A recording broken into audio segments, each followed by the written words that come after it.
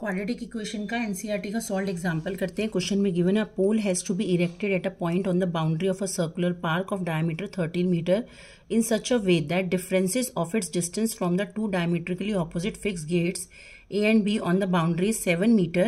Is it possible to do so? If yes, at what distances from the two gates should the pole be erected? पहले question को समझ लेते हैं। एक circular park है जिसमें दो गेट्स हैं ए और बी, और वो दोनों गेट्स डायमीट्रिकली सिचुएटेड है, मतलब दोनों के बीच का जो डिस्टेंस है वो 13 मीटर है, which is a diameter of circular park. अब उस पार्क की बाउंड्री पे एक पोल बनाना है और उस पोल का दोनों गेट से जो डिस्टेंस है उस डिस्टेंस का जो डिफरेंस है हमें 7 मीटर गिवन है। अब अगर हम मान लेते हैं कि बीपी एक्स है तो एपी एक्स प्लस 7 हो जाएगा क्योंकि डिफरेंस 7 मीटर है।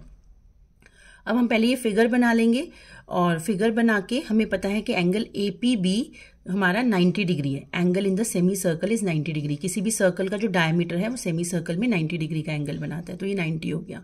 अब ट्राइंगल ए बी पी में हम पाइथागोरस थ्योरम लगा सकते हैं क्योंकि एंगल पी 90 डिग्री है, ए बी हाइपोटेन्यूज है, ये हाइट है और ये बेस है, तो यहाँ पर हम पाइथागोरस थ्योरम लगा देंगे।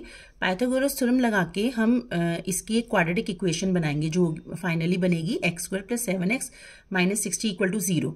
अब वो बोल रहे हैं कि is it possible to do so, क्या ऐसे करके जो पोल इरेक्ट कर सकते हैं इस सर्कुलर पार्क में?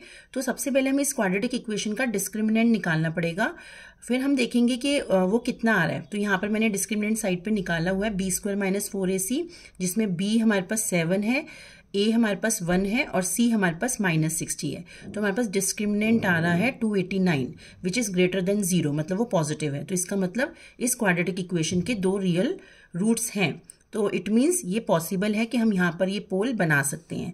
अब हम मिडल टर्म स्प्लिट से क्वाड्रेटिक इक्वेशन को सॉल्व करेंगे। x की दो वैल्यूज आएंगी, एक आएगी 5, एक आएगी -12। माइनस हम रिजेक्ट कर देंगे तो x की वैल्यू 5 आ जाएगी, मतलब उस पोल का गेट बी से जो डिस्टेंस है वो 5 मीटर है और गेट ए से जो इसका डिस्टेंस है 5 + 7 12 मीटर हो जाएगा। तो हमें यही फाइंड आउट करना था क्वेश्चन के अंदर, उस पोल का दोनों गेट से डिस्टेंस फाइंड आउट करना था। तो एक 5 मीटर है और एक 12 मीटर है।